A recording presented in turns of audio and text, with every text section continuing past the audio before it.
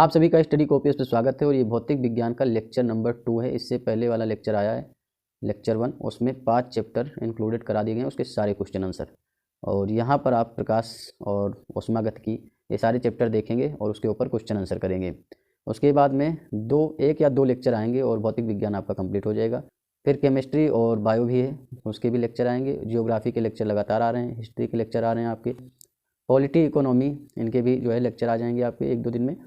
लगातार क्लासेज जो है आपकी चलती रहेंगी। यहाँ पर PYQ करवाए जाएंगे, प्रीवियस ईयर क्वेश्चन आंसर, जो कि आपके PCS एग्जाम के लिए BPSC RAS RO आपका लगा हुआ 11 फरवरी को। लेक्चर अगर सुन करके जाते हैं ना, सारे के सारे जितने भी आपको मिलेंगे PYQ के, चाहे जियोग्राफी से भाई 20 से 22 क्वेश्चन आने आपके RO में, हिस्ट्री के 20 से 22 क्वेश्चन आएंगे। ठीक, तो ये मान के चलिए इसी तरीके से सब जितने भी हैं आपके सबके लेक्चर लगातार आएंगे। प्रीवियस ईयर क्वेश्चन आंसर के PCS के लिए हर चीज़ के लिए इंपॉर्टेंट, वनडे एग्जाम के लिए भी इंपॉर्टेंट है। यहाँ ऐसा नहीं कि सिर्फ आपको जो है टिक लगवा दिया जाता है कि हाँ इसका आंसर ये होगा, इसका सारी चीज़ एक्सप्लेन करके बताई भी जाती हैं। जब 1 से 2 बार आप वीडियो को देख लेंगे अच्छे से ना, तो सारी चीज़ें आपके दिमाग में स्टोर हो जाएंगी। तो चलिए शुरू करते हैं। फिलहाल बिना आपका टाइम वेस्ट के, बिना किसी देरी के, चैनल को आप लोग सब्सक्राइब करिए, वीडियो को लाइक करिए, शेयर करिए। देखिए पहला क्वेश्चन क्या है कि निम्न में से किस विकिरण में ऊर्जा प्रति क्वांटम सर्वाधिक होगी। तो प्रति क्वांटम जो सर्वाधिक ऊर्जा होती है, जिसकी भी तरंग दैर्घ्य न्यूनतम होगी ना, तो उसकी प्रति क्वांटम ऊर्जा उस विकिरण की सर्वाधिक होगी। तो अगर बात करेंगे तरंग दैर्घ्य न्यूनतम वाली रेंज क्या है, तो यहाँ देख लीजिए 200 से 280 nm है। मतलब ये आपका nm मतलब क्या होता है, नैनोमीटर। 1 नैनोमीटर जो होता है 10⁻⁹ मीटर के बराबर होता है। और 200 से 280 nm की विकिरण ऊर्जा जो होगी वो सर्वाधिक होगी। वहीं अगर 400 से 600 nm की बात करें तो इसकी विकिरण ऊर्जा सबसे कम होगी। तो बी आपका राइट आंसर हो जाएगा। देखिए दूसरा नंबर क्वेश्चन है, सौर विकिरण इनमें से किस परास में दिखता है। जो सौर विकिरण होता है वो किस परास में दिखता है, तो 100 से 400 nm के बीच में दिखता है। सौर विकिरण की बात करें तो एक पराबैंगनी विकिरण, ठीक, तो पराबैंगनी विकिरण किस में दिखता है, 100 से 400 nm के बीच दिखता है। यहाँ बी उत्तर दे रखा है, ये गलत हो जाएगा। 400 से 700 nm जो होता है वो दृश्य प्रकाश होता है। क्या होता है, दृश्य प्रकाश, ठीक। वहीं 740 से जो आपका 10,000 nm है, ये आपका अवरक्त प्रकाश होता है। तो ये अवरक्त प्रकाश का रेंज है आपका तरंग दैर्घ्य का, ये आपका दृश्य प्रकाश का रेंज है, ये आपका सौर विकिरण का रेंज है। तो इस तरीके से समझ सकते हैं। यहाँ भी आप चीज़ों को देख सकते हैं। पृथ्वी पर आने वाले सौर विकिरण का परास 100 nm से 10⁻6 nm तक विस्तृत होता है और सौर विकिरण को पराबैंगनी विकिरण भी कहते हैं। तो इसका परास 100 nm से 400 nm, दृश्य प्रकाश का 400 से 700 nm और अवरक्त विकिरण जो होता है उसका 700 से 10⁻6 nm तक होता है। दृश्य प्रकाश का धैर्यमान प्रसार होता है। तो दृश्य प्रकाश का देखिए यहाँ पे 390 से 780 दे दिया। तो अगर 400 से 700 के बीच आपने पढ़ रखा है तो ये मान के चलिए कभी 390 दे दिया, कभी 380 दे दिया, उधर बढ़ा के 750 कर दिया, 780 कर दिया, तो कन्फ्यूज नहीं होना है, आंसर आपका इसी के रेंज में होगा। तो 390 से 780 nm के बीच, ये आपका राइट आंसर हो जाएगा। देखिए दृश्य प्रकाश विद्युत चुम्बकीय विकिरण का वह भाग है जो मानवीय आंखों द्वारा देखा जा सकता है। जिसे आप मानवीय आंखों से जो चीज़ देख सकते हैं वो आपका दृश्य प्रकाश है। एक सामान्य मानवीय आंख 390 nm से 750 nm तरंग दैर्घ्य के बीच की विद्युत चुम्बकीय विकिरण को स्पष्ट रूप से देख सकती है। बस जाहिर सी बात है, इसमें कुछ नहीं सोचना है। देखिए 4th नंबर क्वेश्चन है, दृश्य स्पेक्ट्रम के तरंग दैर्घ्य की सीमा बतानी है। यहाँ एंगस्ट्रॉन में दे दिया भाई, पहले था 400 से 700 nm के बीच में था, ठीक, nm। अब nm आपको पता है 10⁻⁹ मीटर होता है। अब इसको अगर आपको क्या करना है, 10⁻⁻10 मीटर करना है, तो इसमें आप क्या करेंगे, इसमें कुछ नहीं करना है आपको। इसमें आप ऊपर 10 से गुणा कर दीजिए और नीचे जो है 10 से डिवाइड कर दीजिए। जब 10 से आप मल्टीप्लाई करेंगे तो ये 4000 7000 हो जाएगा। और 10 से जब नीचे डिवाइड करेंगे तो 10 का डिवाइड ऊपर 10⁻⁻1 के बन के आएगा और ये 10⁻10 हो जाएगा। और 10⁻10 आपका एंगस्ट्रॉन होता है। तो 4000 से 7000 एंगस्ट्रॉन के बीच हो जाएगा। तो उसी को आप 3900 से 7600 एंगस्ट्रॉन कह दीजिए। मैंने बताया ही कि 390 दे दे, 380 दे दे या उधर 750 कर दे, तो कोई दिक्कत की बात नहीं, भी आप राइट आंसर लगा दीजिए बस। अब इसमें आप एंगस्ट्रॉन भी देख सकते हैं। मानव आंख द्वारा दृश्य प्रकाश के जिस तरंग दैर्घ्य के लिए सर्वाधिक सुग्राही होता है, तो सर्वाधिक सुग्राही जो होता है वो 5500 एंगस्ट्रॉन पे होता है। या 550 आपका nm दे दे तो भी कन्फ्यूज नहीं होना है, ठीक, nm अगर दे दे तो भी नहीं कन्फ्यूज होना है। 5500 एंगस्ट्रॉन के लिए मानव आंख दृश्य प्रकाश के लिए सर्वाधिक सुग्राही होता है। प्रकाश विकिरणों की प्रकृति होती है, तो प्रकाश विकिरण की प्रकृति जो होती है वो तरंग के रूप में भी होते हैं और कण के रूप में भी होते हैं। मतलब दोनों के समान ही व्यवहार करते हैं, ठीक, तरंग और कण दोनों के लिए। तो सी आपका राइट आंसर हो जाएगा। प्रकाश दोहरी प्रकृति प्रदर्शित करता है, कभी कण के समान और कभी तरंग के समान। प्रकाश के कुछ गुणों जैसे व्यतिकरण है, व्यतिकरण, विवर्तन, ध्रुवण आदि की व्याख्या प्रकाश की प्रकृति को तरंग मानकर की जाती है, ठीक। अगर प्रकाश की प्रकृति को आप तरंग मानते हैं तो व्यतिकरण, विवर्तन और ध्रुवण की व्याख्या होती है। जबकि जैसे कुछ गुण हैं विद्युत प्रभाव, क्वांटम प्रभाव, तो इसमें इसे कण माना जाता है। प्रकाश ऊर्जा के छोटे छोटे पैकेटों से मिलकर बना है। ठीक, प्रकाश ऊर्जा के छोटे छोटे पैकेटों से मिलकर बना है। तो ये सारी चीज़ें हैं प्रकाश के बारे में। तरंग और कण दोनों के रूप में काम करता है, याद रखिएगा। 7 नंबर क्वेश्चन है, प्रकाश सीधी रेखा में चलता प्रतीत होता है, क्यों? क्योंकि प्रकाश का तरंग दैर्घ्य बहुत ही छोटा होता है, इसीलिए प्रकाश हमेशा सीधी रेखा में चलता हुआ प्रतीत होता है। आपका सी राइट आंसर हो जाएगा। प्रकाश का तरंग दैर्घ्य बहुत छोटा होता है तथा उसका विवर्तन भी बहुत छोटा होता है, जो हमारी आंखें नहीं देख सकती कि कहाँ क्या हो रहा है, तो इसीलिए प्रकाश हमें सीधी रेखा में चलता हुआ प्रतीत होता है। निम्नलिखित में से किसका वेग अधिकतम होता है? तो यहाँ आपको बताना, देखिए कॉस्मिक किरण, इलेक्ट्रॉन, पराध्वनिक तरंग और प्रकाश। प्रकाश का वेग जो है वो अधिकतम होगा यहाँ पे, जितने भी विकल्प दिए गए हैं। 9 नंबर क्वेश्चन है, निम्नलिखित में से कौन सा कथन सत्य है? प्रकाश का वेग अधिक होता है, जाहिर सी बात है। ध्वनि का वेग सबसे अधिक होता है, ऐसा नहीं है। ठीक, इनका 332 मीटर पर सेकंड होता है और यहाँ 3 × 10⁸ मीटर पर सेकंड होता है, तो प्रकाश का वेग सर्वाधिक होता है और सारे आपके गलत हो जाएंगे। प्रकाश की गति जो होती है वो 3 × 10⁸ मीटर पर सेकंड होती है, जबकि ध्वनि की गति जो होती है, वायु की बात हो रही है, तो वहाँ पर 332 मीटर सेकंड होती है। प्रकाश की गति पानी में 2.25 × 10⁸ मीटर पर सेकंड, प्रकाश का वेग कांच में 2 × 10⁸ मीटर पर सेकंड। तो ये सारी गतियाँ हैं। फिलहाल प्रकाश की गति निर्वात या शून्य अवकाश में इतनी होती है, याद रखिएगा। प्रकाश का शून्य अवकाश में वेग क्या होता है? तो 3 × 10⁸ मीटर पर सेकंड आपका होगा। ठीक, भी आपका राइट आंसर हो जाएगा। प्रकाश की गति है तो 3 × 10⁸ मीटर पर सेकंड। कुछ क्वेश्चन रिपीटेड होते हैं। प्रकाश का वेग अधिकतम कहाँ होगा? तो यहाँ आपको बताना, निर्वात में सबसे ज़्यादा होता है प्रकाश का वेग। ठीक, वहीं हीरे में बात करें तो हीरे में आप देख लीजिए, यहाँ पर 1.4 × 10⁸ मीटर पर सेकंड होगा। पानी में आपका 2.26 × 10⁸ मीटर पर सेकंड होगा। हाइड्रोजन में 2.98 × 10⁸ मीटर पर सेकंड होगा। प्रकाश की गति किसके बीच से जाते हुए न्यूनतम होगी, ये आपको बताना है। तो अगर बात करें तो यहाँ पर निर्वात में सर्वाधिक होती है। ठीक, फिर वायु में होगी, उसके बाद जल में होगी, उसके बाद कांच में होगी। ठीक, ये याद रखिएगा। 14 नंबर क्वेश्चन है, हवा में प्रकाश की चाल निर्भर करती है। तो हवा में प्रकाश की चाल जो है वो दाब पर भी निर्भर करेगी, घनत्व पर भी और ताप पर भी। भाई हवा में अगर प्रकाश की चाल कहीं ज़्यादा दाब है तो देखते हैं आप क्या कहते हैं कि प्रकाश उतना तेज नहीं चल पाता है, घनत्व का भी प्रभाव पड़ता है और ताप का भी प्रभाव पड़ता है, तो सारी चीज़ें हो जाती हैं, इसीलिए इसमें जो है आंसर सही नहीं दे रखा है। देखिए यहाँ कंप्लीट आप समझ लीजिए। प्रकाश एक प्रकार की क्या है? विद्युत चुम्बकीय ऊर्जा होती है। किसी माध्यम में प्रकाश का वेग जो होता है उस माध्यम के प्रकाशिक घनत्व ऑप्टिकल डेंसिटी पर निर्भर करता है, जो कि माध्यम के भौतिक घनत्व या फिजिकल डेंसिटी से भिन्न होता है।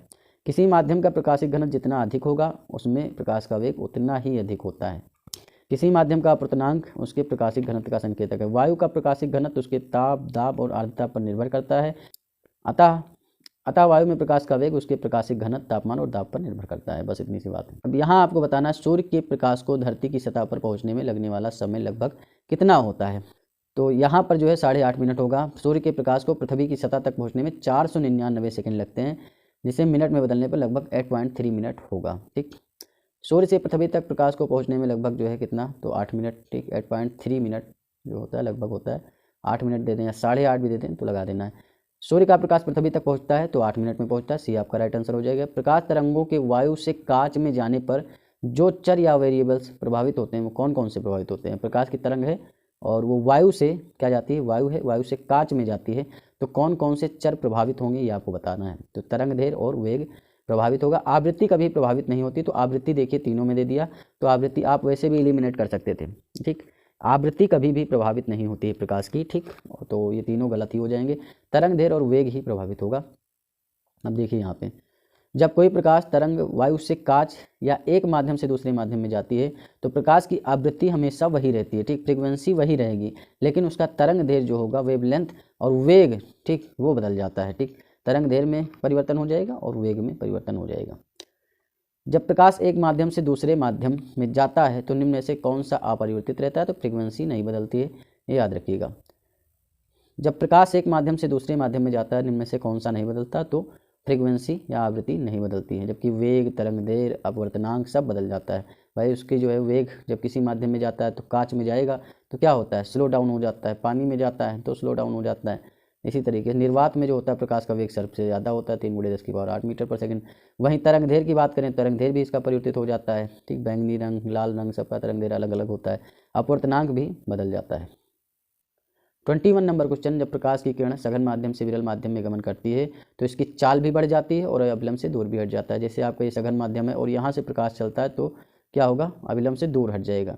लेकिन अगर वो विरल माध्यम से सघन माध्यम में जाएगा, प्रकाश विरल माध्यम है कोई, ठीक, वहाँ से सघन माध्यम में जाता है तो वो अविलंब के और नज़दीक आ जाएगा, ठीक। तो इस तरीके से हो जाएगा और उसकी चाल भी घट जाएगी। तो ये आपका राइट आंसर हो जाएगा। अब यहाँ देख भी सकते हैं, जब प्रकाश की किरण सघन माध्यम से विरल माध्यम में गमन करती है तो इसकी चाल बढ़ जाती है और यह अविलंब से दूर हट जाता है। और जब कोई प्रकाश की किरण विरल माध्यम से सघन माध्यम में जाती है तो अविलंब की ओर झुक जाती है बस, और इसकी जो है चाल भी कम हो जाएगी।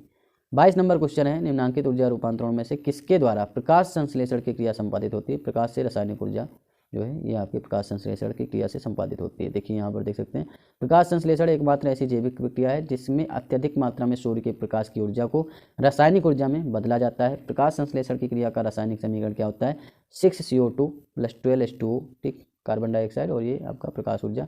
और पर्ण रहित जो होता है उसके बाद C6H12 O6 6CO2 और 6H2O पर्ण रहित यह होता है आपका, ये आपका ऊर्जा का सूत्र, ये आपका ये हो जाएगा आपका। 23 नंबर क्वेश्चन है, प्रकाश सजावट तथा विज्ञापन के लिए जो विसर्जन नलिकाओं में प्रयुक्त होने वाली गैस कौन सी होती है। जो भी आपके प्रकाश से सजावट होती है, जो लाइटिंग वगैरह होती है, तो उसमें किसका प्रयोग करते हैं, किस गैस का प्रयोग करते हैं, नियॉन गैस का प्रयोग किया जाता है। साबुन के पतले झाग में चमकदार रंगों का बनना किस परिघटना का परिणाम है। तो ये जो होता है आपके बहुलित परावर्तन और व्यतिकरण के कारण होता है। परावर्तन और व्यतिकरण के कारण जो है साबुन के पतले झाग में चमकदार रंग आपको दिखाई पड़ते हैं। ये आपका राइट आंसर हो जाएगा। साबुन के पतले झाग में चमकदार रंगों का बनना बहुलित परावर्तन और व्यतिकरण का परिणाम है। जब किसी पारदर्शक पतली परत, पानी की सतह पर तेल की पतली परत या साबुन के घोल के बुलबुले पर श्वेत प्रकाश जो होता है आपतित होता है, पड़ता है, तो परत के दोनों पृष्ठों से परावर्तित तथा अपवर्तित प्रकाश किरणों में व्यतिकरण, ठीक, इंटरफेरेंस होता है और इस परिघटना को परिणामतः वह परत चमकदार दिखाई पड़ती है, ठीक। पूर्ण आंतरिक परावर्तन होता है जब प्रकाश जाता है, कहाँ जाता है प्रकाश, तो प्रकाश जो है वो आपका हीरे से कांच में जाता है, तो आपका पूर्ण आंतरिक परावर्तन होता है। जब प्रकाश की किरण किसी सघन माध्यम, कोई सघन माध्यम है और उससे विरल माध्यम में प्रवेश करती है, ठीक, सघन माध्यम से विरल माध्यम में अगर प्रवेश कर रही है तो क्या होगा, वो अविलंब से दूर हटेगा और चाल भी उसकी बढ़ जाएगी। तो आपतन कोण से कि क्रांतिक कोण पर अधिक हो जाने पर अपवर्तित किरण सघन माध्यम में वापस लौटती है, जिसे पूर्ण आंतरिक परावर्तन कहते हैं। तो ये आपका हो जाएगा। प्रकाश तंतु ऑप्टिकल फाइबर किस सिद्धांत पर काम करता है, तो आपके पूर्ण आंतरिक परावर्तन पर काम करता है, ठीक, ये आप देख सकते हैं। प्रकाश ऊर्जा का ऑप्टिकल फाइबर में संचरण निम्नलिखित घटना के अनुप्रयोग से होता है, पूर्ण आंतरिक परावर्तन से होता है। निम्नलिखित में से किस परिघटना का उपयोग ऑप्टिकल फाइबर में किया जाता है, पूर्ण आंतरिक परावर्तन का। तंतु प्रकाशिकी संचार में संकेत किस रूप में प्रवाहित होते हैं, तो संकेत जो होते हैं वो आपके प्रकाश तरंग के रूप में प्रवाहित होते हैं। तंतु प्रकाश की संचार एक प्रणाली है जिसमें सूचनाओं की जानकारी एक स्थान से दूसरे स्थान तक ऑप्टिकल फाइबर के माध्यम से प्रकाश बिंदुओं के रूप में भेजी जाती है। 30 नंबर क्वेश्चन है, निम्नलिखित कथनों पर विचार कीजिए। तंतु प्रकाश की पूर्ण आंतरिक परावर्तन सिद्धांत पर आधारित, एकदम सही बात है। प्रकाशिक तंतु संचार तंत्र में ऊर्जा उपभोग अत्यधिक कम होता है, ये भी सही है। प्रकाशिक तंतु संचार रेडियो आवृत्ति अवरोध से मुक्त, ये भी सही है। भारत में प्रकाशिक तंत्र के निर्माण में रिलायंस उद्योग समूह संबंध है, ये गलत बात है। तो 1, 2, 3 आपका सही है। अब यहाँ आप देख सकते हैं, मरीजों के पेट के अंदर का परीक्षण करने डॉक्टरों द्वारा प्रयुक्त जो एंडोस्कोप होता है वो किस सिद्धांत पर काम करता है, तो ये आपका करता है प्रकाश का सकल आंतरिक परिवर्तन जो होता है, ठीक, पूर्ण आंतरिक परिवर्तन के लीजिए, सकल आंतरिक परिवर्तन के लीजिए, तो उस पर काम करता है एंडोस्कोप, जो आप डॉक्टर लोग उसका यूज करते हैं, ठीक। 32 नंबर क्वेश्चन है, एक एंडोस्कोप क्या होता है। एक एंडोस्कोप जो होता है एक आपका चिकित्सीय उपकरण है। क्या है, चिकित्सीय उपकरण आपका होता है एंडोस्कोप। तो संकीर्ण दूरदर्शी नहीं, सरल सूक्ष्मदर्शी नहीं, कैमरा का एक प्रकार भी नहीं, और डी आपका राइट आंसर हो जाएगा, क्योंकि इसमें कुछ देख नहीं रखा है। यहाँ देख भी सकते हैं, एक एंडोस्कोप एक चिकित्सीय उपकरण है। इसे कैमरे का प्रकार कहना गलत होगा। इसमें एक लंबी, पतली और लचीली नली होती है जिसमें प्रकाश और एक वीडियो कैमरे की व्यवस्था होती है। इसका उपयोग चिकित्सा मानव शरीर के आंतरिक भागों का चित्र लेने के लिए करते हैं, ठीक। मृगमरीचिका का कारण क्या होता है। जो मृगमरीचिका बनती है वो किसका कारण है, प्रकाश का पूर्ण आंतरिक परावर्तन के कारण बनती है। मृगमरीचिका एक प्रकार का वायुमंडलीय दृष्टि भ्रम होता है जिसमें जिसमें क्या होता है, प्रेक्षक अस्तित्वहीन जलाशय एवं दूरस्थ वस्तु के उल्टे या बड़े आकार के प्रतिबिंब तथा अन्य अनेक प्रकार के विरूपण देखता है। मतलब जो चीज़ नहीं होती वो दिखाई पड़ती है। वस्तु और प्रेक्षक के बीच की दूरी कम होने पर प्रेक्षक का भ्रम दूर होता है। जब दूरी कम हो जाती है तो आपको जो है वो दिखेगा कि हाँ ऐसा कुछ नहीं था जो दूर से दिखाई पड़ रहा था, और वह विरूपित प्रतिबिंब नहीं देख पाता है। मारीचिका वायुमंडलीय अपवर्तन का एक अनोखा एवं आश्चर्यजनक प्रभाव होता है। ये वायुमंडलीय अपवर्तन का भी इसमें रोल होता है, जो आमतौर पर गर्म रेगिस्तान में ज़्यादातर दिखाई पड़ता है। रेगिस्तान में दिन के समय जब भूमि के निकट की वायु की परतें गर्म हो जाती हैं तब वह विरल हो जाती हैं और ऊपर की ठंडी परतों की अपेक्षा कम अपवर्तक होती हैं। अतः किसी सुदूर वस्तु से आने वाला प्रकाश जो हवा की परतों से अपवर्तित होता है तो यह विलंब से अधिकाधिक विचलित होता है, अतः पूर्णतः आंतरिक रूप से परावर्तित हो जाता है। प्रेक्षक वस्तु का काल्पनिक और उल्टा प्रतिबिंब ही देख पाता है। मारीचिका का बनना क्या होता है भाई, मारीचिका जो होता है कुल आंतरिक परावर्तन या पूर्ण आंतरिक परावर्तन पर आधारित है। मृग तृष्णा उदाहरण है किसका, पूर्ण आंतरिक परावर्तन का। 36 नंबर क्वेश्चन, निम्नलिखित प्राकृतिक तथ्यों पर विचार करिए। ठीक, इनमें से किस तथ्य के कारण मारीचिका बनती है। तो मारीचिका जो बनती है वो आपके स्थलीय तापन के कारण भी बनती है और आपके प्रकाश अपवर्तन के कारण भी बनती है। ठीक, प्रकाश परावर्तन प्रकाश विवर्तन गलत हो जाएगा, 1-3 आपका राइट आंसर हो जाएगा। एक काटा हुआ हीरा क्यों जगमगाता है ये आपको बताना है, पूर्ण आंतरिक परावर्तन के कारण। हीरे का अपवर्तनांक बहुत अधिक होता है। इसकी कटाई या तराशी इस प्रकार होती है कि कोई प्रकाश किरण यदि इसके अंदर चली जाए तो बाहर निकलने से पहले उसका कई बार पूर्ण आंतरिक परावर्तन होता है। इस प्रकार कई बार किरणों का पूर्ण आंतरिक परावर्तन होने से हीरे चमकते रहते हैं। 38 नंबर क्वेश्चन, उचित रीति से कटे हीरे की असाधारण चमक का आधारभूत कारण क्या है। तो ये आपको बताना है, उसका अति उच्च अपवर्तन सूचकांक कारण होता है। बी आपका राइट आंसर हो जाएगा। हीरे के चमकने का प्रमुख कारण क्या है, उसका पूर्ण आंतरिक परावर्तन से ही है। क्योंकि हीरे का अपवर्तनांक क्या होता है, बहुत अधिक होता है। 2.42 होने के कारण इसका क्रांतिक कोण केवल 24 डिग्री होता है। अतः जब विशेष रूप से काटे गए हीरे के अंदर प्रकाश पड़ता है तो हीरे के पृष्ठों पर बार बार पूर्ण आंतरिक परावर्तन होता रहता है, जिसके कारण वो चमकता रहता है। एक कटा हुआ हीरा जगमगाहट का कारण क्या होता है, तो जाहिर सी बात है पूर्ण आंतरिक परावर्तन, ये आपका राइट आंसर हो जाएगा। 41 नंबर क्वेश्चन है, नीचे 2 वक्तव्य दिए गए हैं जिनमें से एक को कथन दूसरे को कारण कहा गया है। कथन ये है, हीरा अपने ही आकार के अनुकारी कांच से अधिक झिलमिलाता है। एकदम सही बात है। ठीक, क्योंकि इसमें कटिंग इतनी ज़्यादा होती है, मतलब वही कांच बगल में रखा हुआ है और वही हीरा है, तो आप समझ सकते हैं। और हीरे का अपवर्तनांक कांच के अपवर्तनांक से कम होता है, ये बिल्कुल गलत बात है। हीरे का अपवर्तनांक जो होता है कांच के अपवर्तनांक से ज़्यादा होता है। तो ए आपका सही, आर गलत है। तो यहाँ आप देख सकते हैं ए आपका सही है और आर गलत है। तो ए और आर दोनों सही हैं, नहीं, सी आपका राइट आंसर हो जाएगा। देखिए यहाँ आप देख सकते हैं हीरे की झिलमिलाहट अधिक अपवर्तनांक के कारण होती है। ठीक, परिणाम स्वरूप इसका क्रांतिक कोण कम होता है तथा इसके विभिन्न बिंदुओं से प्रकाश का पूर्ण आंतरिक परावर्तन होता रहता है। हीरा अपने ही आकार के अनुकारी कांच से अधिक झिलमिलाता है, जबकि कांच का अपवर्तनांक क्या होता है, 1.5 होता है, जबकि हीरे का 2.42। तो जाहिर सी बात है। किसी वस्तु के त्रिविमीय, ठीक, 3 डायमेंशनल प्रतिरूप को अंकित तथा पुनरावृत्ति करने की तकनीक का नाम क्या है, तो ये होलोग्राफी कहलाती है। होलोग्राफी एक तकनीक है जिसमें लेसर किरणों द्वारा की गई फोटोग्राफी से किसी वस्तु का त्रिआयामी चित्र बनाया जाता है। होलोग्राफी ध्वनि, प्रकाश या किसी भी तरंग के साथ कार्य कर सकती है। होलोग्राफी का बहुधा उपयोग अभिलेखों को संचित करने में किया जाता है तथा माइक्रोफिल्म में किया जाता है। इसका उपयोग करके वास्तविक त्रिआयामी चलचित्र भी तैयार किए जाते हैं। त्रिविमीय चित्र लेने के लिए किसका प्रयोग करते हैं, होलोग्राफी का प्रयोग करते हैं। एक इलेक्ट्रॉनिक पुंज को फास्फोरस कोटेड पर्दे पर फोकस कर प्रतिबिंबों को पर्दे पर जनित करना क्या कहलाता है, रोस्टर स्कैन कहलाता है। रोस्टर स्कैन का प्रयोग सीआरटी का फुल फॉर्म याद कर लीजिए, कभी कभी आ जाता है। कैथोड रे ट्यूब मॉनिटरों में होता है। इसमें इलेक्ट्रॉन गन के द्वारा इलेक्ट्रॉनिक पुंज को प्रक्षेपित किया जाता है। 45 नंबर क्वेश्चन, रमन प्रभाव का प्रकाश की उन किरणों से संबंध है जो आर पार जाती हैं सभी पारदर्शी माध्यम के। रमन प्रभाव के अनुसार एकल तरंगदैर्घ्य प्रकाश किरणें जब किसी भी पारदर्शक माध्यम जैसे ठोस, द्रव या गैस में से गुजरती हैं तब इसकी प्रकीर्णित किरणों का अध्ययन किया जाए तो उसमें मूल प्रकाश की किरणों के अतिरिक्त स्थिर अंतर पर बहुत कम तीव्रता की किरणें भी उपस्थित होती हैं। इन किरणों को रमन किरणें कहते हैं। ध्वनि की पुनरुत्पाद, ठीक, रिप्रोड्यूसिंग के लिए एक CD compact disc audio player में प्रयुक्त होता है। क्या प्रयुक्त होता है, लेसर बीम प्रयुक्त होता है। सी आपका राइट आंसर हो जाएगा। सीडी प्लेयर में प्रयुक्त लेंस पराबैंगनी लेजर प्रकाश को उत्सर्जित करता है जो सीडी की चमकदार सतह से परावर्तित होकर ध्वनि उत्पादित करता है। तो आपका समझ सकते हैं सारी चीज़ें। 47 नंबर क्वेश्चन है, जब एक सीडी आप जानते हैं पहले चलती थी, अब तो नहीं चलती है। ठीक, क्या होता था, सीडी जो होती है ऑडियो और वीडियो प्रणाली से युक्त होने वाली कॉम्पैक्ट डिस्क होती है। सूर्य के प्रकाश में देखी जाती है तो इस पर क्या होता है, बहुत सारे आपको रंग दिखाई पड़ते हैं। तो इसकी व्याख्या कैसे कर सकते हैं, परावर्तन एवं विवर्तन की परिघटना के आधार पर ही जो है इस पर ये सारे रंग दिखाई देते हैं। ठीक, 48 नंबर क्वेश्चन है, यहाँ आपको विचार करना है कौन सही है कौन गलत है। ठीक, तो पहला ये है, दीर्घ तरंग दैर्घ्य वाले प्रकाश का प्रकरण लघु तरंग दैर्घ्य वाले प्रकाश से कहीं अधिक होता है। तो ये ऐसा बिल्कुल नहीं होता है, गलत बात है। दीर्घ तरंग दैर्घ्य वाला जो प्रकाश होता है उसका प्रकरण लघु तरंग दैर्घ्य वाले प्रकाश से हमेशा कम होता है। ठीक, जल में दृश्य प्रकाश की गति निर्वात में गति का 0.95 गुना नहीं 0.75 गुना होती है, तो ये भी गलत हो जाएगा। रेडियो तरंगे द्रुतगामी दोलायमान विद्युत धाराओं से उत्पन्न होती हैं, सही बात है। अतिचालन वाहनों का पता लगाने के लिए पुलिस डॉपलर के परावर्तित लघु रेडियो तरंग प्रभाव का उपयोग करती है, ये भी सही है। ठीक, अतिचालन वाहनों का जो बहुत तेज चलते हैं तो किसका प्रयोग करते हैं, डॉपलर के परावर्तित लघु रेडियो तरंग का। 3 और 4 आपके क्या है, सही है, डी आपका राइट आंसर हो जाएगा। यहाँ आप सारी चीज़ें पढ़ सकते हैं वैसे। 49 नंबर क्वेश्चन है, एक चलचित्र में पूरी फिल्म के एक सिरे से दूसरे सिरे तक सामान्यतः 24 फ्रेम प्रति सेकंड प्रक्षेपित किए जाते हैं, एकदम सही बात है। आग की रेटिना पर निर्मित प्रतिबिंब उद्दीपन हटाने के बाद 0.1 सेकंड तक बना रहता है, ये आपका गलत है। तो ए सही आर गलत है, ये यहाँ पर ए और आर दोनों सही नहीं, ए और आर ये भी गलत,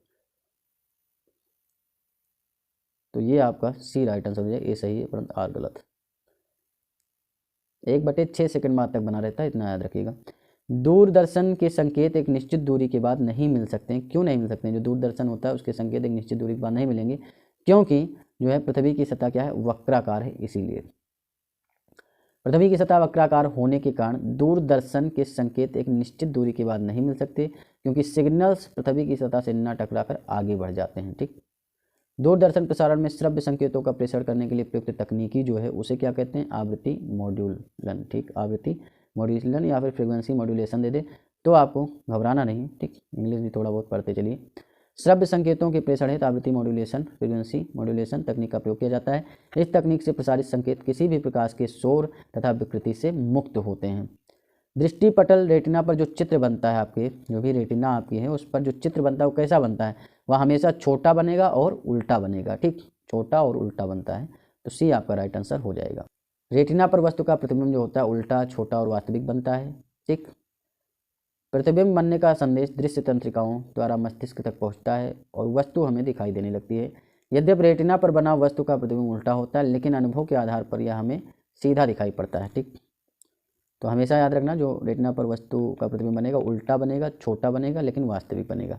अब नेत्र लेंस द्वारा किसी वस्तु का किस प्रकार का प्रतिबिंब रेटिना पर बनाया जाता है, तो ये आपका उल्टा छोटा और वास्तविक बनता है। तो यहाँ सीधा दे रखा है तो सीधा नहीं होगा, उल्टा तथा वास्तविक है या उल्टा तथा छोटा है, तो आप लगा देंगे सी आपका हो जाएगा। क्या मुख्य कारण है कि एक आँख की अपेक्षा 2 आँखों का होना अधिक उपयुक्त है, मतलब एक ही आँख देते भगवान ऐसा उन्होंने क्यों किया कि 2 आँखें आपको दे दी, तो इसका कारण यही है कि दूरी व गहराई का एहसास हो सके। ठीक, डी आपका राइट आंसर हो जाएगा। 2 आँखों के होने से प्रतिबिंबों की प्राप्ति में सममिति सटीक होती है, गहराई व दूरी का शुद्धतम अनुमान होता है। अगर 2 आँखें नहीं 1 आँख हो तो आप क्या करेंगे, पूरी तरीके से दूरी और गहराई का अनुमान नहीं लगा सकते हैं। 55 नंबर क्वेश्चन है, उनमें से कौन सा कथन सही नहीं आपको बताना है। तो मनुष्य का कान 1000 हर्ट्ज पर सबसे ज़्यादा सुग्राही होता है, एकदम सही बात है। 1000 हर्ट्ज से 5000 हर्ट्ज तक जो है होता है आपके कान बहुत सुग्राही होते हैं, बहुत अनुकूल होते हैं, कहने का मतलब ये है, तो ये आपका सही हो जाएगा। बी है कि मनुष्य की आँख लाल रंग के लिए सबसे अधिक सुग्राही होती है, नहीं बिल्कुल नहीं, ये आपके पीले और हरे रंग के लिए सबसे ज़्यादा सुग्राही होती है, तो बी आपका राइट आंसर हो जाएगा, क्योंकि सही नहीं पूछा, ये आपका गलत हो जाएगा।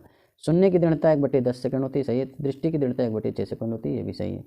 ठीक, तो बी आपका राइट आंसर हो जाएगा। अब यहाँ आप देख सकते हैं, तो ये सारी चीज़ें तो पता ही है, लाल पीले हरे रंग को जो है सबसे ज़्यादा सुग्राही होती हैं आपकी आँखें, और 1000 हर्ट्ज से 5000 हर्ट्ज तक। और फिर ये देख लीजिए, हमारे कानों द्वारा सुनी गई ध्वनि का प्रभाव जो होता है, जो हमने कान से ध्वनि सुनी तो उसका मस्तिष्क में 1 सेकंड के 1/10वें भाग तक बना रहता है। ठीक, जो भी चीज़ आप सुनते हैं, अगर 1/10 सेकंड के समाप्त होने से पूर्व कोई दूसरी ध्वनि सुनाई देती है तो दोनों ध्वनियों की छाप आपस में मिल जाती है और हमारा मस्तिष्क दोनों में फ़र्क नहीं कर पाता है। दृष्टि की दृढ़ता जो होती है, परसिस्टेंस ऑफ वर्जन से तात्पर्य कि जब कोई चित्र रेटिना पर बनता है तो वह सेकंड के 1/16वें भाग तक मानव मस्तिष्क पर रहता है। ठीक, 1/16वें भाग तक, ये आप समझ सकते हैं। 56 नंबर क्वेश्चन है, पूर्ण सूर्य ग्रहण के दौरान सूर्य को सीधे देखने से आँख में अपरिवर्तनीय क्षति पहुँचती है, मतलब जिसका परिवर्तन नहीं किया जा सकता है। रेटिना का जलना सूर्य की किरणों के निम्न घटनाओं में से एक के कारण होता है, मतलब किस कारण से रेटिना जल जाती है, तो ये आपकी अल्ट्रावायलेट प्रकाश पराबैंगनी विकिरण से जो है आपकी रेटिना जल सकती है। यहाँ आप सारी चीज़ें पढ़ सकते हैं। किसी तारे का रंग दर्शाता है, जो तारे का रंग होता है उसका ताप दर्शाता है, ठीक, कितना ताप है, ठीक, तो ये आप बताएंगे। विशाल तारे स्वतः चमकदार गैसों के पिंड होते हैं जो स्वयं के गुरुत्वाकर्षण बल से परस्पर बंधे रहते हैं। भार के अनुपात में तारों में 70% hydrogen, 28% helium, 1.5% carbon, nitrogen, oxygen आपकी 0.5% होती है। लौह और अन्य भारी तत्व भी होते हैं। तारों का सतत स्पेक्ट्रम ही इनके रंगों का निर्धारण करता है। किसी तारे का रंग वस्तुतः उसके ताप को दर्शाता है। सर्वाधिक गर्म तारों में स्पेक्ट्रम के नीले भाग से अधिकांशतः ऊर्जा उत्सर्जित होती है, अतः ये नीले दिखाई देंगे, जो सबसे गर्म तारे होंगे। जबकि सबसे कम गर्म तारे जो होंगे वो लाल दिखाई देते हैं। सबसे गर्म तारों से सबसे कम गर्म तारों के रंगों का क्रम इस प्रकार है, जैसे आपका नीला होगा, ठीक, जो बहुत ही ताप जिसका होगा नीला होगा। उससे कम है तो नीला श्वेत होगा, फिर श्वेत होगा, फिर श्वेत पीला, फिर पीला, फिर नारंगी, फिर लाल। लाल एकदम लास्ट में, मतलब जब तारा मरने के कगार पे आता है, एकदम उसका लास्ट स्टेज होता है, तो लाल रंग का होता है। तारों का जीवन काल इनके द्रव्यमान और चमक पर ही निर्भर करता है। जो तारा जितना अधिक चमकीला होता है उसका जीवन काल उतना ही कम होता है। जितना ज़्यादा चमकीला तारा होगा उसका जीवन काल उतना ही कम होगा। वायुमंडल में प्रकाश के विसरण का कारण क्या होता है? तो वायुमंडल में जो प्रकाश का विसरण होता है वो आपका धूल कण के रूप में होता है, ठीक। सूर्य का प्रकाश विभिन्न रंगों का मिश्रण होता है। जब वह वायुमंडल से होकर गुजरती है तो मार्ग में आने वाली हवा के अणुओं तथा धूल एवं अन्य पदार्थों के सूक्ष्म कणों द्वारा इसका विकिरण हो जाता है। वातावरण में प्रकाश का विसरण किसके कारण से होता है? धूल कण के माध्यम से होता है। ये आपका राइट आंसर हो जाएगा। वायुमंडल में प्रकाश के प्रसार का कारण क्या है? तो धूल कण है। अब निम्नलिखित कथनों पर विचार करना है। यदि मेजेंटा मतलब रक्ताभ, नील लोहित और पीले रंग के दो वृत्त एक दूसरे को काटते हैं, प्रतिच्छेदित क्षेत्र का रंग लाल होगा। एकदम जाहिर सी बात है, ठीक। मेजेंटा और पीले रंग का जो होगा वो लाल रंग हो जाएगा। जो भी प्रतिच्छेदित, मान लीजिए ये है और ये है, तो एक मेजेंटा है और एक पीला रंग है, जो बीच में बनेगा ना वो आपका लाल रंग हो जाएगा। सही बात है, ये रंग संयोजन से संबंधित है। वहीं बात करें कि यदि सायन मतलब हरिताभ नीला और मेजेंटा रंग के दो वृत्त एक दूसरे को काटते हैं तो प्रतिच्छेदित क्षेत्र का रंग नीला होगा। ये आपका क्या है? हरिताभ नीला मतलब हरा नीला, और मेजेंटा ये हरा नीला है और ये आपका मेजेंटा है, काटेगा तो आपका क्या हो जाएगा? नीला हो जाएगा। तो ये भी सही है, एक और तो दोनों सही है। ये रंगों का संयोजन है, ठीक। प्रकाश का रंग निर्धारित होता है तो किससे निर्धारित होता है? जो प्रकाश का रंग होता है उसके तरंगदैर्घ्य वेवलेंथ से निर्धारित होता है। प्रकाश के रंग का निर्धारण उसके तरंगदैर्घ्य से होता है। जो भिन्न भिन्न रंग के प्रकाश का तरंगदैर्घ्य भिन्न भिन्न होता है। लाल रंग के प्रकाश का तरंगदैर्घ्य सबसे अधिक और बैंगनी रंग के प्रकाश का तरंगदैर्घ्य जो होगा वो सबसे कम होगा। भाई लाल रंग का जो प्रकाश का तरंगदैर्घ्य है वो सबसे अधिक होता है, उसकी वेवलेंथ सबसे ज़्यादा होती है। वहीं जो नीला रंग होता है उसका तरंगदैर्घ्य सबसे कम होता है। जिनमें से किस रंग का सबसे लंबा तरंगदैर्घ्य है? तो वो आपका है लाल रंग का तरंगदैर्घ्य सर्वाधिक होता है। वहीं बैंगनी रंग का सबसे कम होता है। यहाँ आप देख सकते हैं लाल रंग का तरंगदैर्घ्य 7.5 × 10⁻⁵ सेंटीमीटर होता है। वहीं बैंगनी रंग का तरंगदैर्घ्य जो होता है वो आपका 4 × 10⁻⁵ सेंटीमीटर होता है। सबसे कम वेवलेंथ किसकी होती है? तो बैंगनी रंग की होगी, ठीक। दृश्य वर्णक्रम में सबसे कम तरंगदैर्घ्य वाला रंग क्या है? तो आपका बैंगनी। देखिए यूपी आर ओ मेंस में आया क्वेश्चन, तो ये सब क्वेश्चन आएंगे भैया, मन लगा के पढ़ाई करिए। दृश्य वर्णक्रम में जो सबसे कम तरंगदैर्घ्य बैंगनी रंग का, सबसे ज़्यादा किसका होता है? लाल रंग का। निम्नलिखित में से किसमें उच्चतम ऊर्जा होती है? तो उच्चतम ऊर्जा जो होती है वो आपके नीले प्रकाश में होती है, अभी बताया गया, ठीक। जो जितना ज़्यादा जिसका ताप होता है वो आपका तारा उतना ज़्यादा युवा माना जाता है, तो उससे भी अंदाज़ा लगा सकते हैं। इसी तरंग की ऊर्जा उसके तरंगदैर्घ्य के व्युत्क्रमानुपाती होती है। दृश्य प्रकार किरणों में बैंगनी, तत्परांत जामुनी, नीले रंग का तरंगदैर्घ्य न्यूनतम होता है और लाल रंग का तरंगदैर्घ्य अधिकतम होता है। इसीलिए लाल रंग का जो हो व्युत्क्रमानुपाती समझते हैं। जैसे आपका कहने का मतलब जो तरंगदैर्घ्य होगा, जैसे तरंगदैर्घ्य आपकी लेमडा है तो लेमडा की जो ऊर्जा होगी वो व्युत्क्रमानुपाती होगी, ठीक, एनर्जी कह सकते हैं। तो जिसका तरंगदैर्घ्य ज़्यादा होगा उसका जो है ऊर्जा कम होगी, और जिसकी तरंगदैर्घ्य कम होगी उसकी ऊर्जा ज़्यादा होगी। तो बैंगनी रंग की अगर बात करें तो सर्वाधिक ऊर्जा होगी, ठीक। तो यहाँ पर और लाल रंग की ऊर्जा क्या होगी? सबसे कम होगी। 67 नंबर क्वेश्चन है, सफ़ेद प्रकाश में उपस्थित निम्नलिखित रंगों में से कौन सा रंग सीसा के प्रिज्म द्वारा सबसे कम विचलित होगा? तो वो आपका लाल रंग होगा। लाल रंग आपका सबसे कम विचलित होगा। यूपी आर ओ एग्जाम में भी आया है। निर्वात अथवा वायु में विभिन्न रंगों के प्रकाश का वेग एक समान किंतु किसी अन्य पदार्थ में भिन्न भिन्न होता है, अतः किसी पदार्थ का अपवर्तनांक विभिन्न रंगों प्रकाश के लिए भिन्न भिन्न होता है। कांच या शीशा में बैंगनी या वायलेट लाइट के प्रकाश का वेग सबसे कम तथा लाल रंग के प्रकाश का वेग सर्वाधिक होता है। इस कारण कांच के प्रिज्म से गुजरने पर सफ़ेद प्रकाश में उपस्थित विभिन्न रंगों में लाल रंग सबसे कम जबकि बैंगनी रंग सबसे अधिक विचलित होगा। कहने का मतलब ये है। 68 नंबर क्वेश्चन है, प्रकाश के दृश्य वर्णक्रम में लाल प्रकाश हरे प्रकाश की अपेक्षा अधिक ऊर्जस्वी होता है। ये एकदम गलत बात है। लाल रंग सबसे कम ऊर्जस्वी होगा क्योंकि लाल रंग का तरंगदैर्घ्य क्या होता है, सर्वाधिक होता है, और जिसका तरंगदैर्घ्य सर्वाधिक होगा उसका जो एनर्जी लेवल होगा उतना ही डाउन होगा। ठीक, और बैंगनी रंग है तो बैंगनी रंग का सर्वाधिक होगा। लाल प्रकाश का तरंगदैर्घ्य हरे प्रकाश के तरंगदैर्घ्य से अधिक होता है। ये एकदम सही बात है, आर सही है, ए गलत है आपका। तो ए सही है, मतलब ए गलत है, आर सही है, आपका डी आंसर हो जाएगा। अब यहाँ आप सारी चीज़ें पढ़ सकते हैं। लाल प्रकाश का तरंगदैर्घ्य 700 nm होता है, हरे प्रकाश का तरंग 530 nm होता है। यही सब चीज़ें पढ़ लीजिए।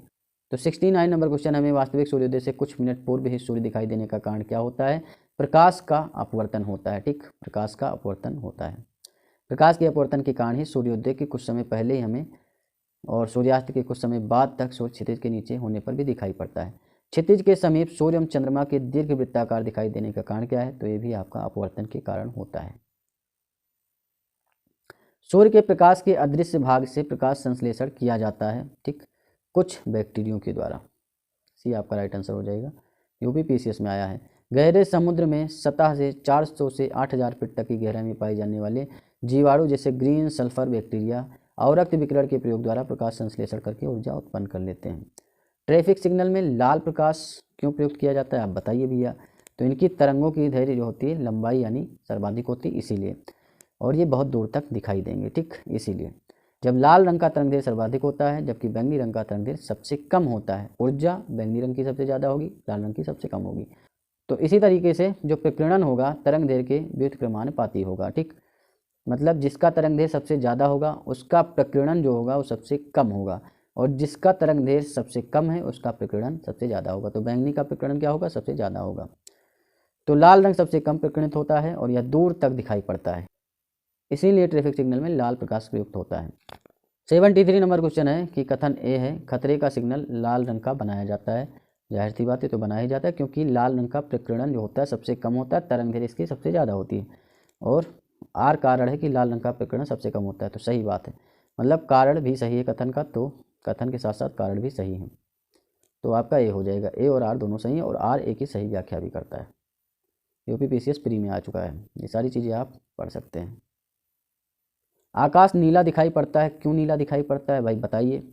तो नीले प्रकाश का प्रकीर्णन सबसे अधिक होता है इसीलिए। ठीक, 75 नंबर क्वेश्चन है, आकाश नीला लगता है क्योंकि लघु तरंग दीर्घ तरंगों की अपेक्षा वायुमंडल द्वारा अधिक प्रकीर्ण होती है। मतलब जो लघु तरंग होती हैं वो आपकी दीर्घ प्रकीर्ण होगी। लघु तरंग क्या होता है, आपके नीले रंग का होता है।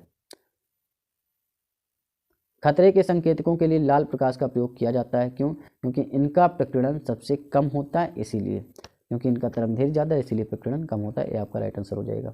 आकाश का नीला रंग किस कारण से होता है? तो प्रकाश के प्रकीर्णन के कारण होता है। आकाश नीला दिखाई पड़ता है किस लिए? प्रकीर्णन के कारण। टी आपका राइट आंसर हो जाएगा। 79 नंबर क्वेश्चन है आपका कि आकाश के नीला दिखने का कारण प्रकाश का प्रकीर्णन है। ठीक, एकदम सही बात है। इंद्रधनुष के 7 रंगों का कारण है प्रकाश का प्रकीर्णन, ये नहीं है। सूर्योदय के समय सूर्य लाल दिखने का कारण है प्रकाश का प्रकीर्णन, ये भी सही है। तो 1 और 3 आपके सही है, बी आपका राइट आंसर हो जाएगा। देखिए, चूंकि प्रकीर्णन तरंगदैर्घ्य के व्युत्क्रमानुपाती होता है, उल्टा होता है, और बैंगनी और नीले रंग का तरंगदैर्घ्य कम होता है, अतः उनका प्रकीर्णन सर्वाधिक होता है। इसी कारण आकाश नीला दिखाई पड़ता है। सूर्योदय हो या सूर्यास्त हो उसके समय किरणों को वायुमंडल में अधिक दूरी पार करनी पड़ती है। इसके कारण प्रकाश की छोटी तरंगों का प्रकीर्णन होता है। केवल लाल रंग ही न्यूनतम प्रकीर्णन के कारण आगे बढ़ता है। तो जो सूर्यास्त होता है या सूर्योदय होता है उस समय सूर्य का लाल रंग दिखाई पड़ता है। वर्षा के बाद बादलों में पानी की छोटी छोटी बूंदें रह जाती हैं जो प्रिज्म की भांति व्यवहार करती हैं और जिनमें प्रकाश विक्षेपित होकर रंगों की एक पट्टी बनाता है जिसे इंद्रधनुष कहते हैं। तो इंद्रधनुष की घटना जो होती है प्रकाश के प्रक्षेपण से संबंधित है।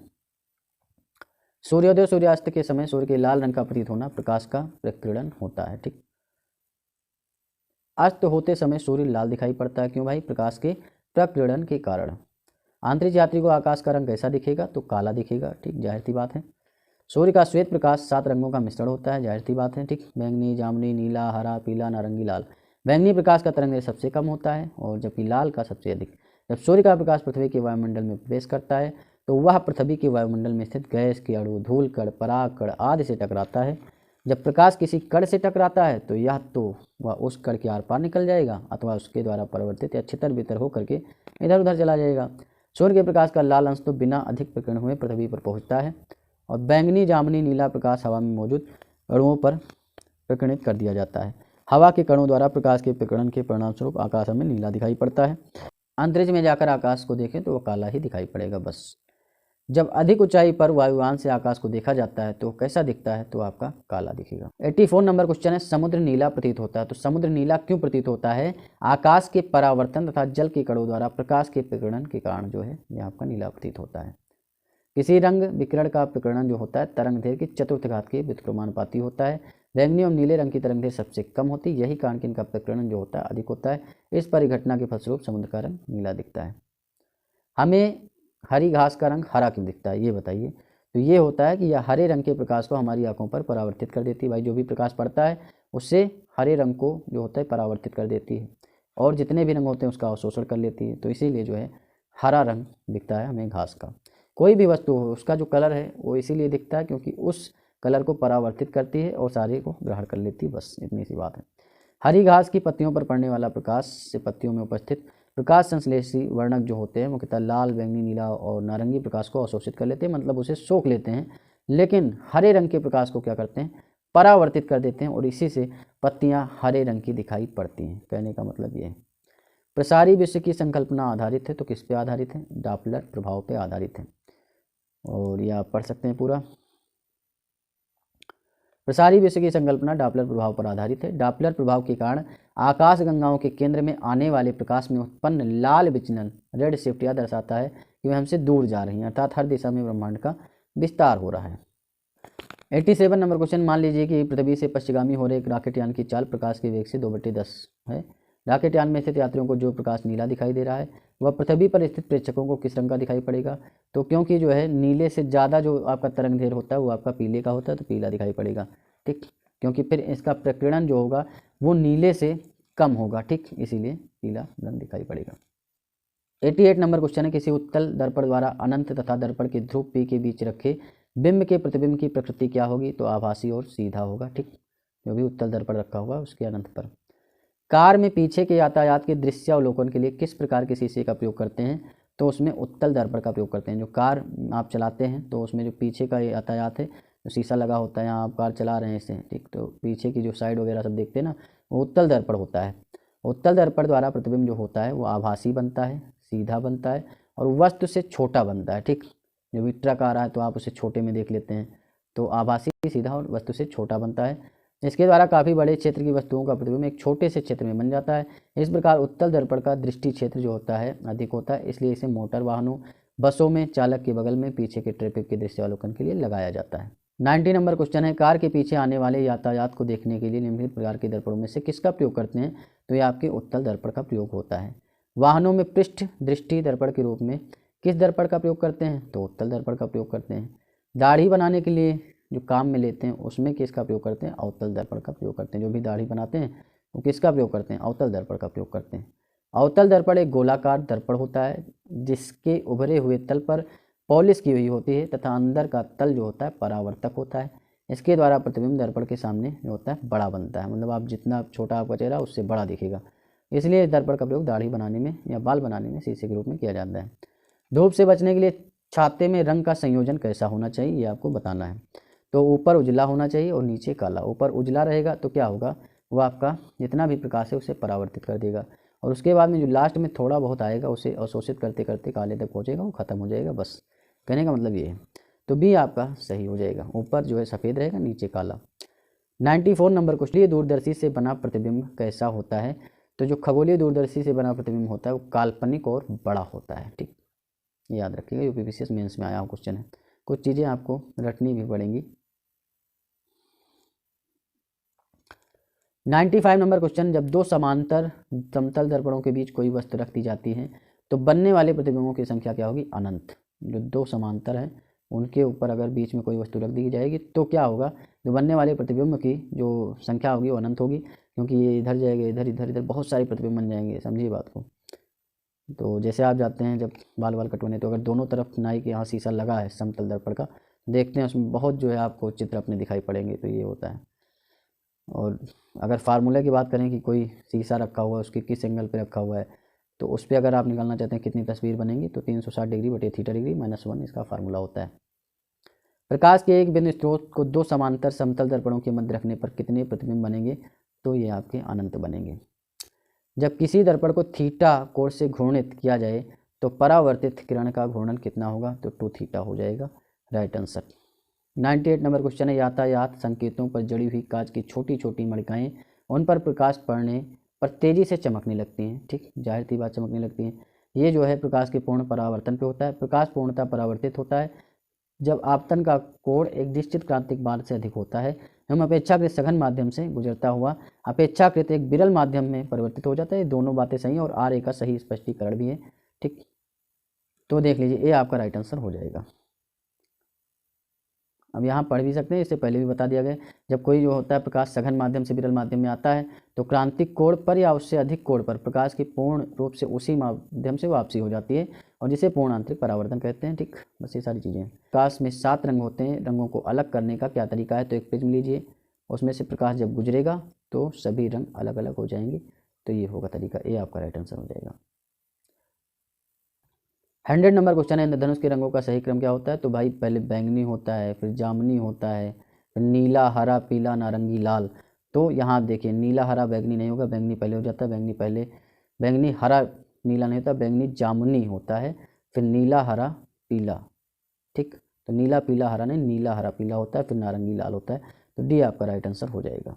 101 नंबर क्वेश्चन, जब धूप वर्षा की बूंदों पर गिरती है इंद्रधनुष बनता है, इसके लिए निम्न में से कौन सी भौतिक परिघटना जिम्मेवार है, तो परिक्षेपण भी जिम्मेदार है, अपवर्तन भी और आंतरिक परावर्तन भी। 1, 2, 3 आपका राइट आंसर हो जाएगा। 102 नंबर क्वेश्चन, प्रकाश का वर्ण विक्षेपण संभव होता है, तो प्रिज्म के द्वारा होता है। जब प्रकाश जो होता है आपके प्रिज्म से गुजरता है तो सभी जो है रंगों में विभक्त हो जाता है।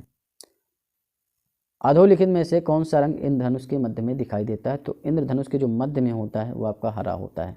आप देखिए क्या है, लाल, नारंगी, पीला, हरा, नीला, जामुनी, बैंगनी, ठीक।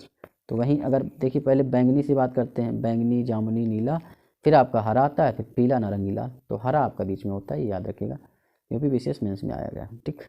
विबग्योर याद कर सकते हैं आप, ठीक, विबग्योर अगर याद करें, विबग्योर होता है, ठीक, विबग्योर। तो वी से आपका क्या वायलेट बैंगनी हो जाएगा, आई से आपका क्या हो जाता है इंडिगो यानी जामुनी, ब्लू से नीला, जी से ग्रीन हो जाएगा, वाई से येलो, ओ से ऑरेंज और रे से आर से रेड। 104 नंबर क्वेश्चन है, इन धनुष के दोनों सीमांत वर्ण पट्ट होते हैं, तो बैंगनी और लाल होते हैं, ठीक। बैंगनी आपका स्टार्टिंग में होता है और लास्ट में लाल होता है।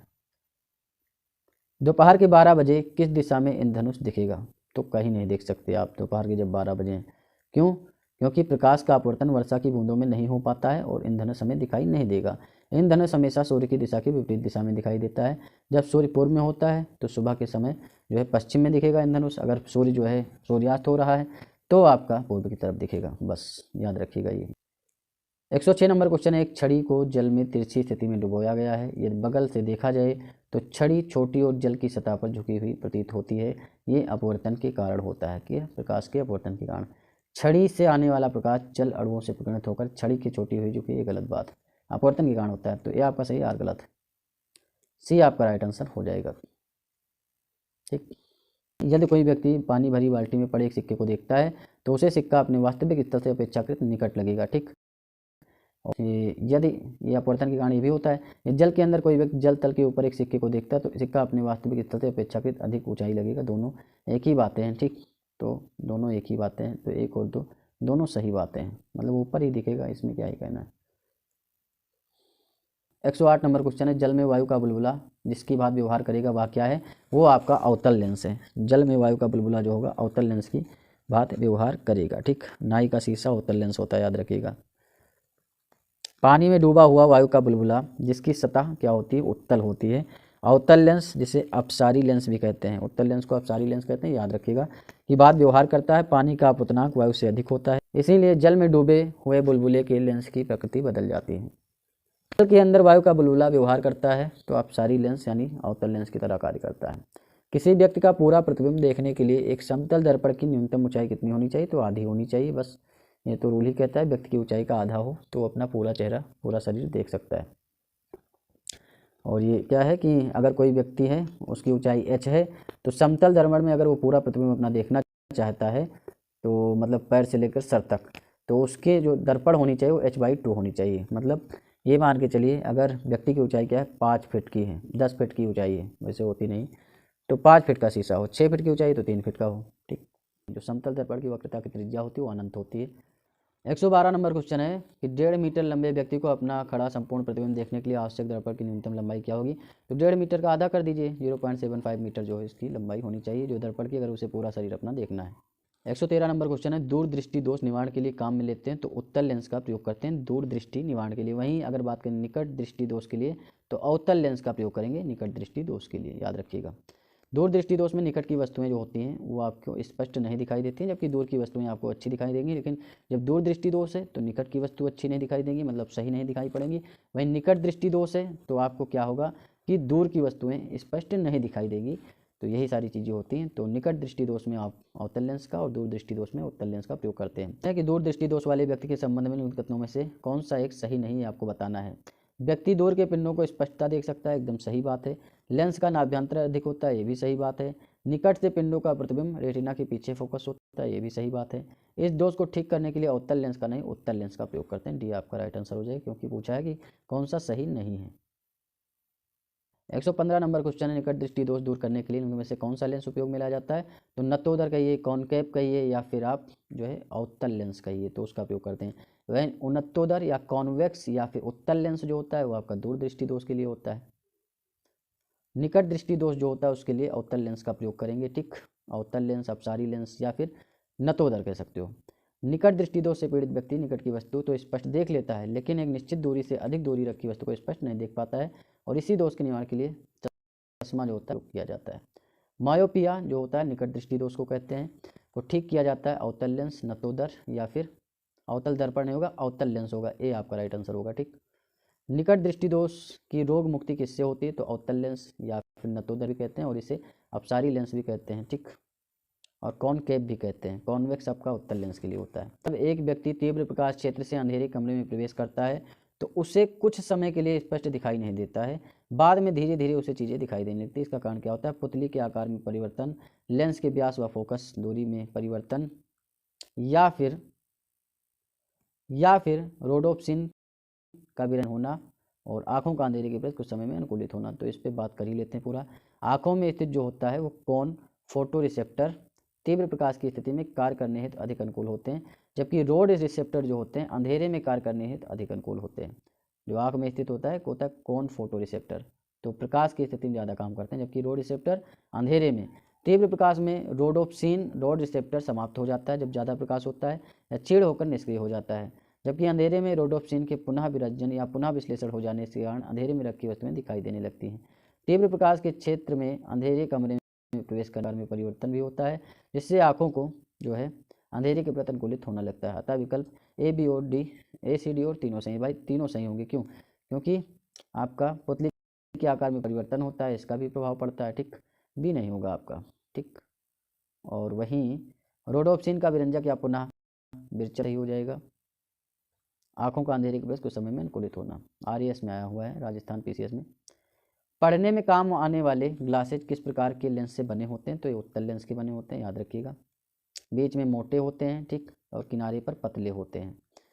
ग्लासेज को उत्तल लेंस या कॉन्वेक्स लेंस कहा जाता है, या अनंत से आने से सिकोड़ता है, तथा इसे अभिसारी लेंस भी कहते हैं। क्या? अभिसारी। और आपका अवतल लेंस जो होता है उसको आप अपसारी या कॉनकेव लेंस भी कहते हैं। आँख में संकेंद्रण होता है तो कहाँ होता है? लेंस की उत्तलता में परिवर्तन द्वारा। ये आपका राइट आंसर हो जाएगा। मृग तृष्णा एक प्रकाशिक भ्रम है जो प्रकाश के पूर्ण आंतरिक परावर्तन से उत्पन्न, एकदम सही है। सर्च लाइट में अवतल दर्पण प्रयुक्त करते हैं, ये भी सही है। गर्मी में सामान्यतः सफ़ेद या हल्के रंग वाले कपड़े गाढ़े रंग के कपड़ों की तुलना में वरीय माने जाते हैं, ये भी सही है, ठीक। क्योंकि सफ़ेद जो होता है वो आपके प्रकाश का परावर्तन कर देता है। एक छोटे छिद्र वाला उत्तल दर्पण डॉक्टरों द्वारा रोगियों के नाक, कान या गले की जांच के लिए तो उत्तल नहीं अवतल दर्पण का प्रयोग करते हैं, तो यही राइट आंसर हो जाएगा, ठीक, क्योंकि ये गलत है। अवतल दर्पण का प्रयोग करते हैं। 123 नंबर क्वेश्चन है, खोज में दर्पण जो प्रयुक्त होता है वो आपका नतोदर होता है, जो कि अवतल दर्पण होता है। ठीक, अवतल दर्पण। कारों की हेडलाइट, खोज बत्ती आदि में परावर्तक के रूप में अवतल या नतोदर दर्पण का प्रयोग करते हैं। अवतल दर्पण प्रयोग द्वारा खोज बत्ती के समांतर प्रकाश पुंज उत्पन्न होता है। स्पष्ट दृष्टि की न्यूनतम दूरी कितनी होती है? तो 25 सेंटीमीटर होती है, याद रखिएगा।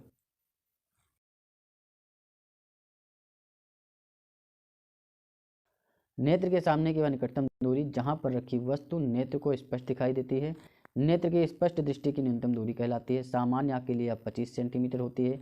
इसे आंख का निकट बिंदु कहते हैं। निकट बिंदु की तरह दूर बिंदु भी होता है, सामान्य होता है। इस प्रकार सामान्य मनुष्य की नेत्र दृष्टि का विस्तार 25 सेंटीमीटर से लेकर अनंत तक होता है। ठीक, सामान्य आंखों के लिए स्पष्ट दृष्टि की न्यूनतम दूरी कितनी होती है? तो ये आपकी 25 सेंटीमीटर होती है। सामान्य मानव की स्वास्थ्य आंख के लिए स्पष्ट दृष्टि की न्यूनतम दूरी कितनी होती है?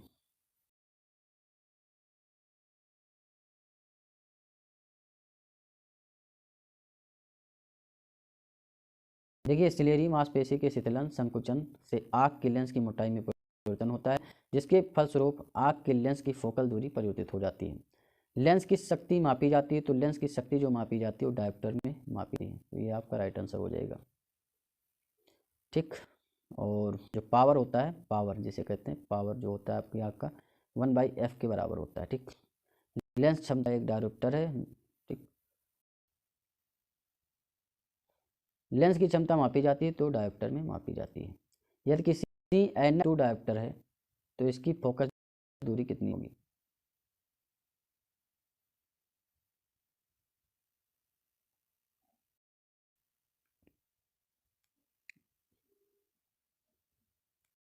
यदि किसी ऐनक के लेंस की पावर प्लस डायोप्टर है, ठीक, मतलब लेंस की पावर क्या है? +2 डायोप्टर है, तो इसकी फोकस दूरी तो P बराबर 1/f आपको पता है। ठीक, पता है कि नहीं पता है? तो यहाँ आप 2 रखेंगे और बराबर 1/f होगा। और 1 ये क्या है? मीटर में है, इसे आप सेंटीमीटर में कन्वर्ट कर दीजिए, तो 2 बराबर 100/f हो जाएगा। f आप इधर लाएंगे तो 100/2 हो जाएगा।